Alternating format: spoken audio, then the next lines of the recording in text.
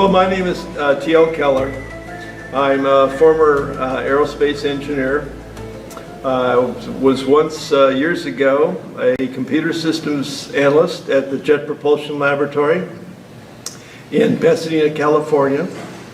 Following that, I worked in a number of other aerospace companies, including L3 Communications, BAE Systems, which is formerly called British Aerospace, and smaller companies called Space Launch Corporation and others. I have been for some time involved as an author and speaker at a number of UFO conferences. I've also had a chance to speak for the AIAA, the American Institute of Aeronautics and Astronautics. I spoke at the Nuclear Museum in Las Vegas, Nevada. I'm also the author of a space station construction simulation, which was called Space Max.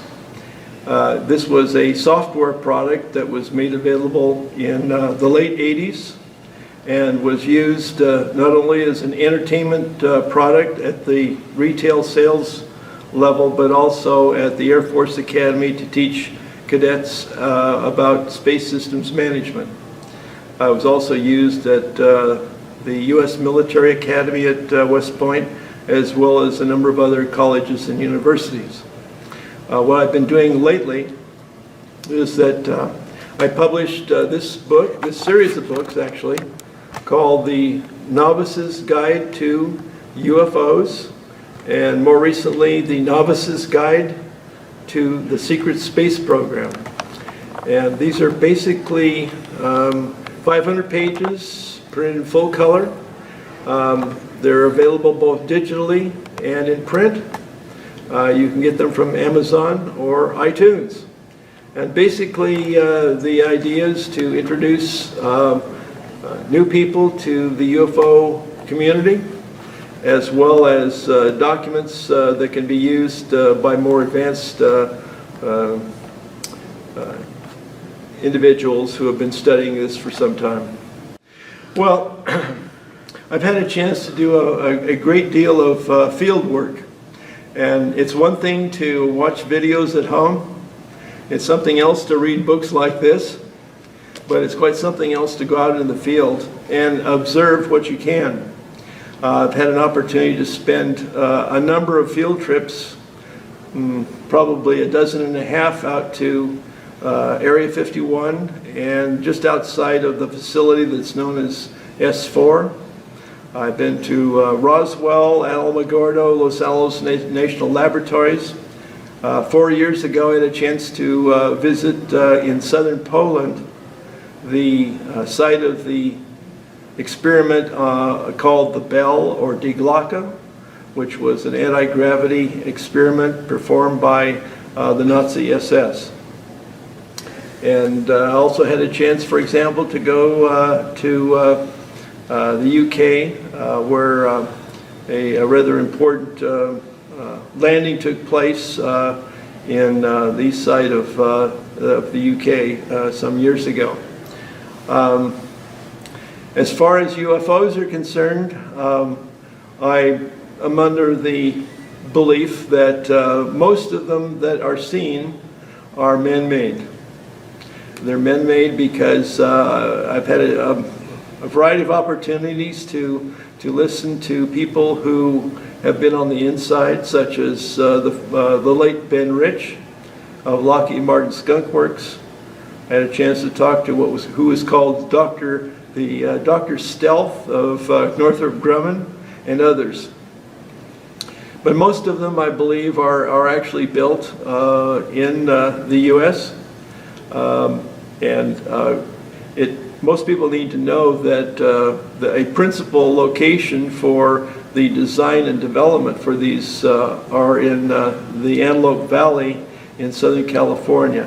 This is just outside of Los Angeles. It's about an hour and a half away north on the 14 freeway.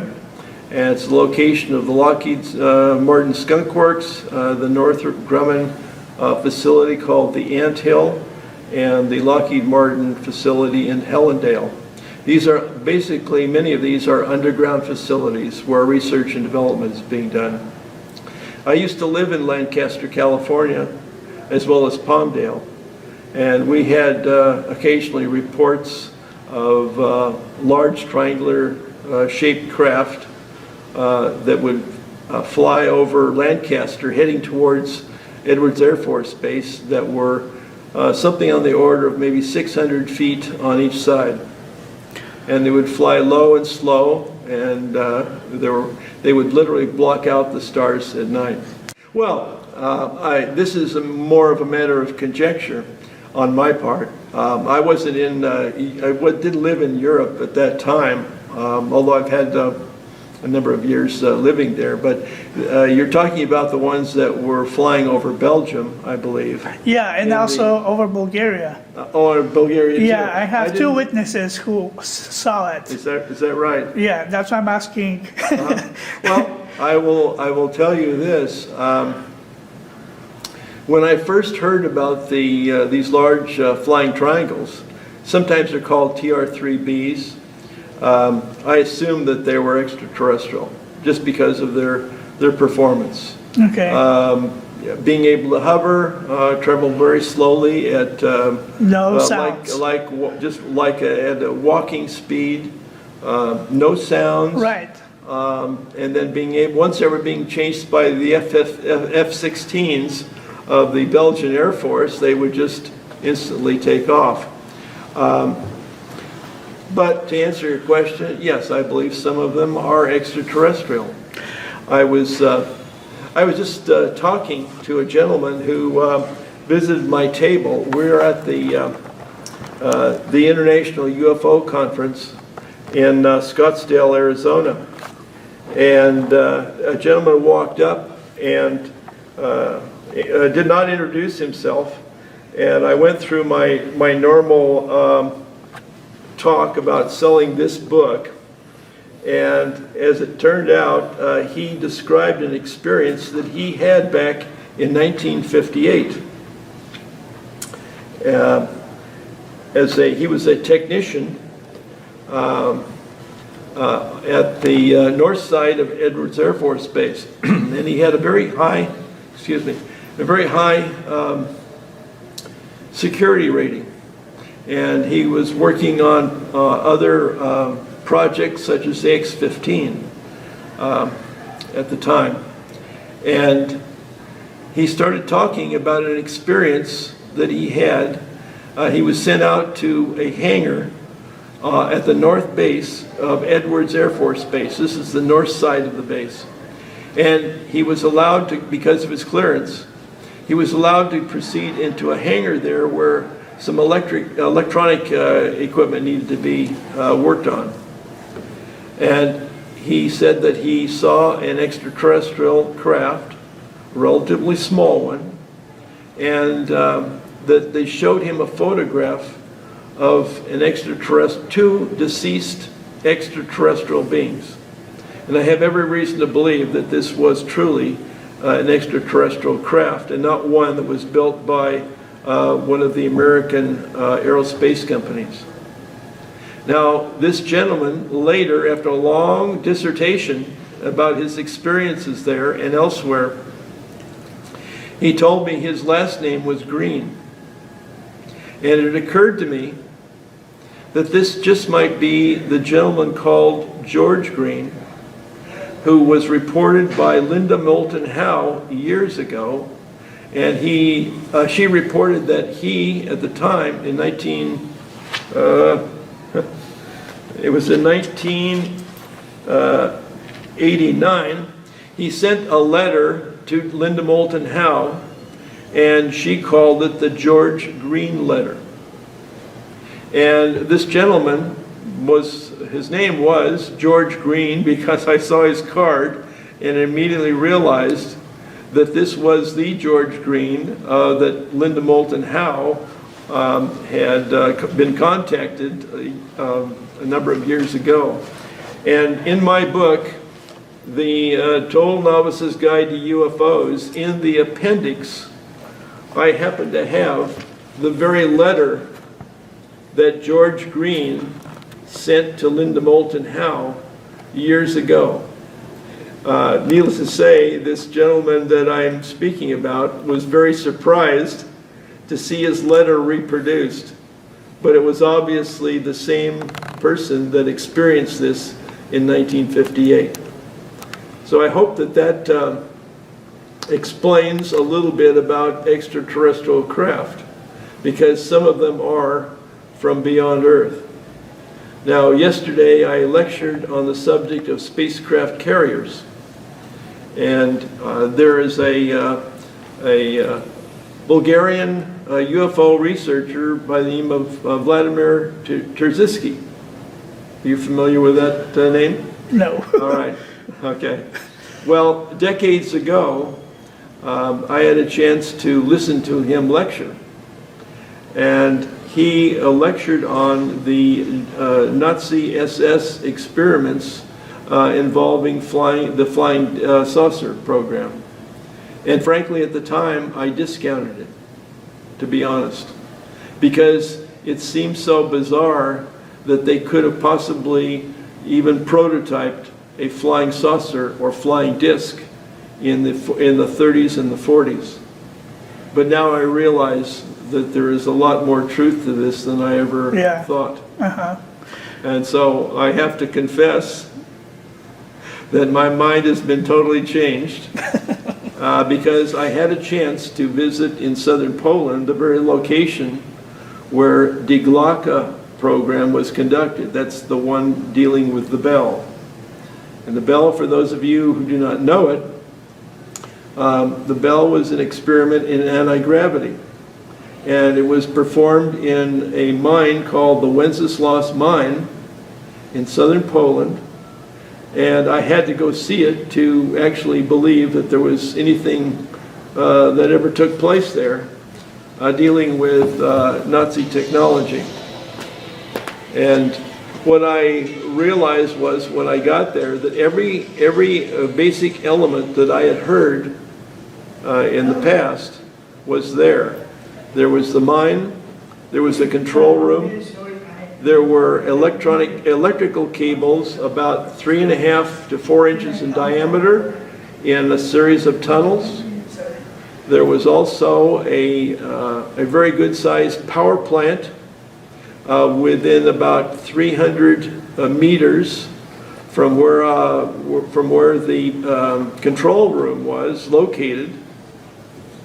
And this was the power plant that supplied the high voltage power for the experiment. And so that power plant was physically there. It had been bombed out during the war by either the RAF or American bombers or both, but it was obviously a power plant. There was also what is called the fly trap or the hinge, which is a steel and concrete circular structure where allegedly the bell was also used in an experiment to evaluate its anti-gravity capability. Now, I have to say at this point that this hinge, which is a circular, sort of like Stonehenge in many ways, is built out of concrete and steel and had a rather unusual drainage system under it. I have to say that they use the same structural design as used in German cooling towers during that period of time. But the diameter of this was very large. I don't remember exactly the diameter of it, but it was larger than possibly most of the cooling towers of that era. But they used exactly the same type of design. So my sense is that this was actually performed there. Now, as a coincidence, purely coincidence, I was camping in the area of the site where this experiment was conducted. And when I went out to dinner, I was sitting at a restaurant, speaking English. Of course, I didn't speak Polish, but some 3 local people heard me speaking English, and they asked me why I was there. And to not give them any sense of my purpose, I just said I was a tourist in the area, just looking around. One of them happened to be an IT engineer, spoke very good English, and he said what I should do is inspect some of the many mines and caverns that had been dug out by slave labor during World War II. And he said, this place is very famous because there was a German SS experiment conducted right here during the early parts of 1945. And he said he had a very old, elderly German friend who claimed to have worked on that experiment at the time. And the friend told him it was absolutely true, and the experiment dealt with anti-gravity, and it was successful. Now, I didn't coerce this out of this IT engineer at all. He just offered this information. Little did he know that I was a UFO researcher in the area specifically to investigate the Bell experiment. Okay, you mentioned yesterday that you've been in Bulgaria in 1964. 96, that's right. And what you doing at that time? I was passing through. Be honest. I'll be honest. Okay, my wife and I were on a 3-month tour of Europe, and we wanted to get down to Turkey, and we came down through Romania. We got to Constanza, right? So these are names that I haven't talked about for a long time. Right. And to be absolutely honest, you said be honest. Yeah. Okay, the automobile insurance that we were carrying on this Volkswagen camper, a Westphalia. Okay, if you know what I'm talking about. Okay. Okay, it's about with a VW camper. The insurance did not cover driving in Bulgaria. Wow. Okay? And that was one of the few exceptions at that time. This is 1964. Of course. Okay? Yeah. All right. Well, things were obviously different then. Okay. But it did not cover any collisions or road damage or theft or anything. So all we did is just drive as fast as we could from you asked for the truth, from Romania down to Turkey. Yeah, right. As fast as we could. We didn't want to have any accidents or anything. Yeah. We drove during the day rather than at night. Actually, in 1964, I don't believe in Bulgaria have too much cars. There probably weren't, but we didn't want to take any chances. We had never been there before. Yeah, okay. But no, we had a... Have you heard something about UFO in Bulgaria in this? Of course. What do you know? Because I don't know too much. I don't know too much either. But what do you know? Only one from what you told me, that there was one of these large flying triangles that had been observed in Bulgaria. Yeah. But most of the flying triangle reports that I have heard were either in Belgium or New York, the state of New York. When I was living in Lancaster, I think I explained that there was one... You can drink your water. Don't worry. There was one observation of a large triangular craft heading towards Edwards Air Force Base. But the report said that people could look up and see words in English. So I don't think it was extraterrestrial. Okay. But it blacked out the entire... all of the stars as it was passing over. My cousin, she watched that. I mean, she was in her summer house, and because she have a bad sleeping during the night, so she wake up maybe 2 a.m. or 3 a.m. and she just walk from the house, in the country house, and it's that house is locating the end of this country. So it's open, and she said, I watched the sky and was clear, I mean, beautiful stars. And then she said, and I heard the dogs from neighborhood start barking a lot. I mean, something made them to bark. And she said, and I saw a very weird object in the sky. I mean, she don't know that it's a UFO. And when I asked her how it looks and details about that, she said it's triangle with 3 lights and the In each corner? Yeah. Every corner? Yes. Yes, and she said fly very slowly. No, I asked for any noises. She said no noises, just I mean very slow is moving, and I saw that this is a solid object. And during this flying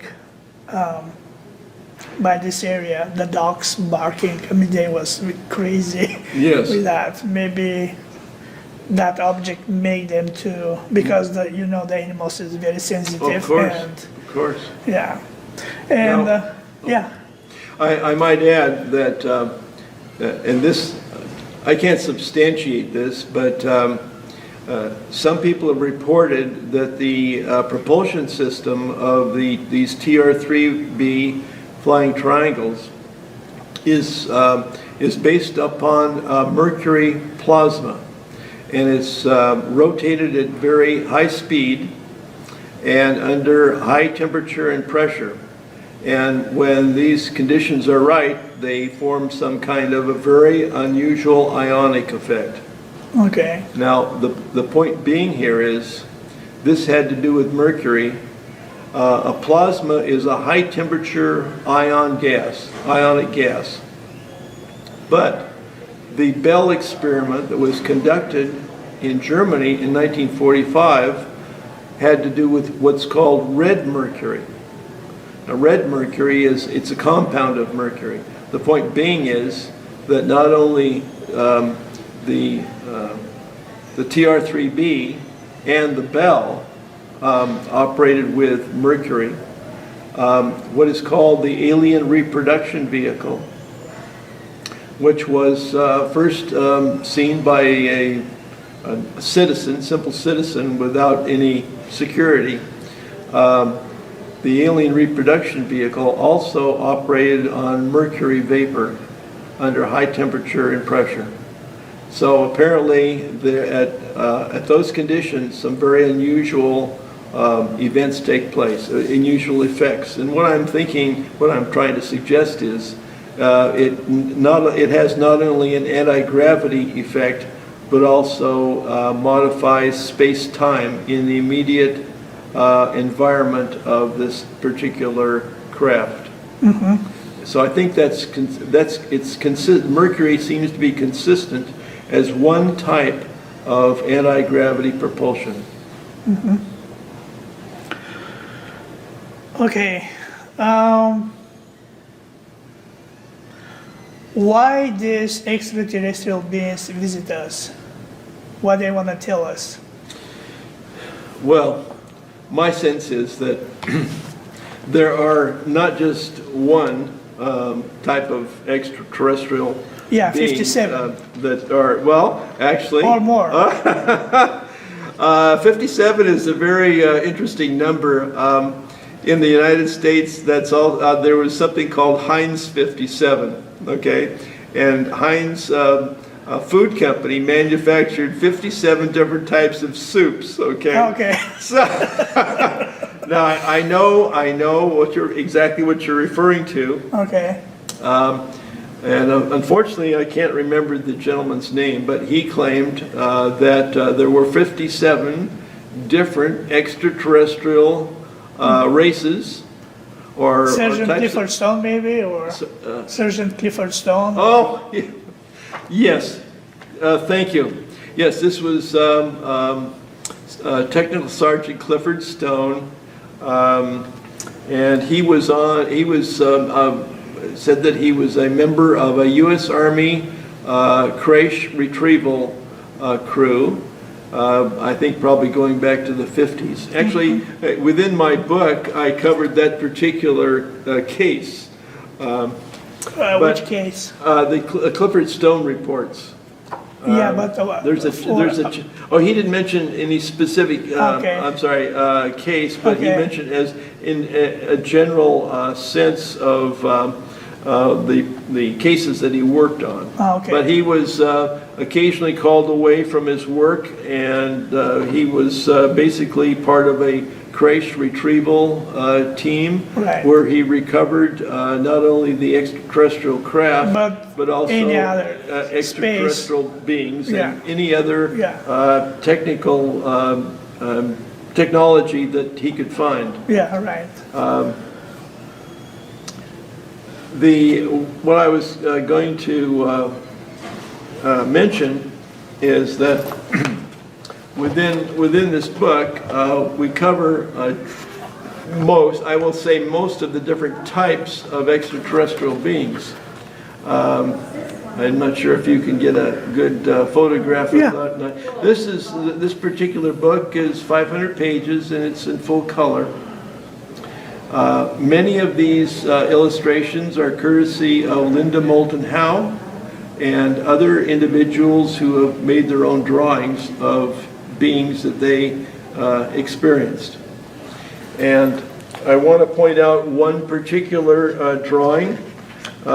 This is in reference to George Green, who I just interviewed an hour ago. Uh-huh. And I asked George Green to look at these various drawings and tell me which of these beings he saw photographs of. And he advised me that he saw a photograph of two deceased extraterrestrial beings, and the one that is shown here is the one that he saw in the photograph. And this is the one that sometimes is identified with the crash in Aztec, New Mexico. Now, I don't know that the ET craft that he saw in the hangar at Edwards Air Force Base was from Aztec. I somewhat doubt it, but nevertheless, this is the same type of being that he saw in the photographs. Okay, why they visit us? Oh, okay. Well, let me look in my book, and I will tell you. I will. I'm not actually joking. Yeah. There is a chapter in here, if I can find it, where we answer exactly that question. The question is why are they here? Yeah. Let me. It looks like they've been here for many years, even before humanity. I would suggest that they've been here for well over thousands and thousands of years. Different beings coming at different times. Some of them may never have left, and that's just the sense of it.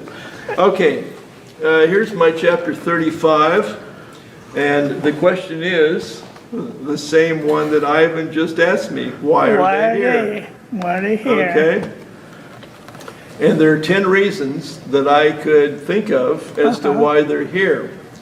Most people are familiar with Star Trek. Okay. And Star Trek, one of its main missions is scientific exploration and discovery.